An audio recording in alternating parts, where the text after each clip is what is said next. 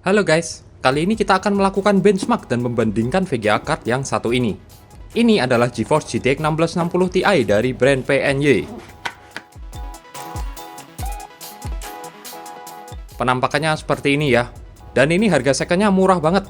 Menurut saya ini adalah VGA yang paling price performance saat ini. Cuma 1,5 jutaan aja, tapi udah powerful banget. BTW ini dia butuh power tambahan 8 pin dengan TDP 120 watt. Nah, GPU ini akan saya bandingkan performanya dengan adiknya yang rilis beberapa bulan setelahnya, GTX 1660 Super, yang juga punya shading core yang sedikit lebih sedikit.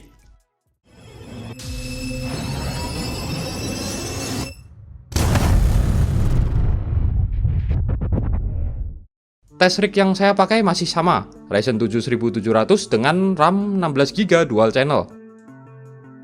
Game test pertama, game favorit GTA 5 tanpa mod, resolusi Full HD, dan setting rata kanan.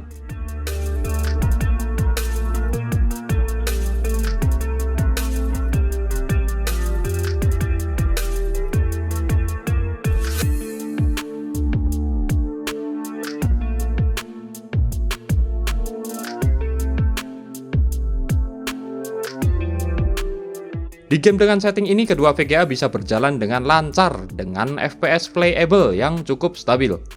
Bisa kelihatan kalau GTX 1660 Ti lebih unggul dengan beda FPS di kisaran 10%-an. Menurut saya sih ini bakalan nggak berasa ya di gaming experience-nya. Game test kedua, Shadow of the Tomb Raider, dengan resolusi Full HD dan setting grafis high.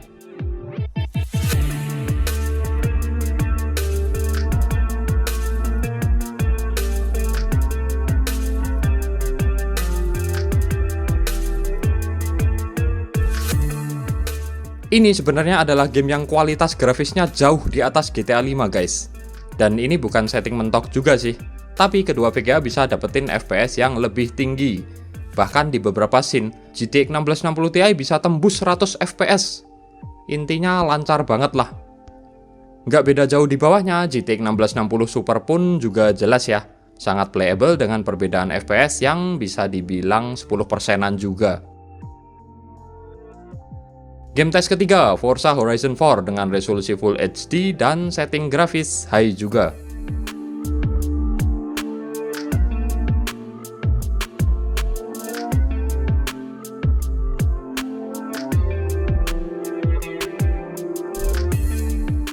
Di sini GTX 1660 Ti juga bisa dapetin 3 digit FPS.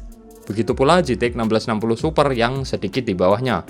Jadi nggak ada komplain lah untuk keduanya. Selama prosi kalian mumpuni, gameplaynya bakalan smooth dan bebas dari patah-patah. Bahkan di setting grafis mentok ekstrim pun, saya rasa ini masih bisa dapetin 80-an FPS. Game test keempat kita coba di Assassin's Creed Odyssey.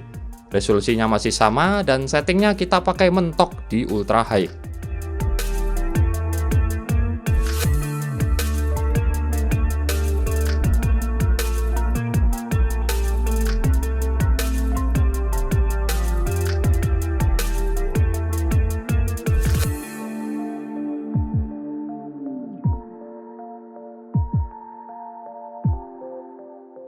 Di game yang tergolong berat dan CPU bound ini, Ryzen 7 1700 saya udah mulai agak kewalahan untuk mengimbangi kedua GPU di beberapa scene, membuat FPS-nya agak sedikit fluktuatif dan stuttering, tapi masih dalam kategori wajar sih.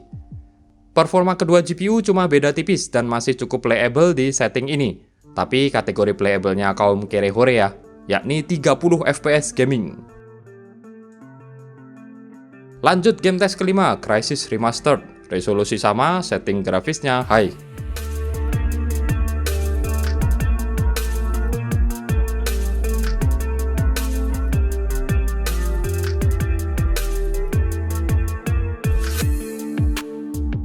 FYI, kalau kalian nanya, game ini bisa jadi parameter game-game FPS berat lainnya. Kalau di game ini lancar, berarti di game-game seperti Modern Warfare Remastered, Far Cry 5, atau PUBG bisa jauh lebih lancar lagi. Dengan setting high, kedua VGA mampu berjalan di kisaran FPS 40-an minimal dan 90-an maksimal, tergantung kondisi lapangan saat in-game experience. Beda keduanya masih tipis ya, kisaran 5-10%-an. Dan walaupun agak fluktuatif, tapi ini masih wajar guys. Game test terakhir, Horizon Zero Dawn, resolusinya Full HD, setting grafisnya Favor Quality alias High.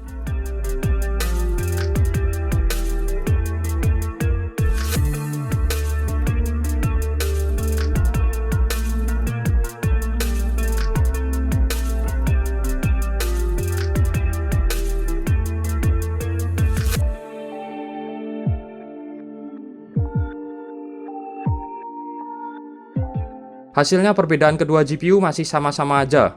Bedanya nggak jauh-jauh dari 5-15% FPS. Hampir di semua game seperti ini ya. Dan di sini keduanya juga masih masuk kategori playable walaupun FPS-nya fluktuatif dan sering stuttering. BTW pemakaian RAM-nya pun cukup besar guys. Sepertinya saat ini RAM 16GB memang sudah jadi minimal untuk sebuah PC gaming yang proper. Sebagai penutup, saya sajikan hasil bench di Unigine Heaven dengan preset Extreme.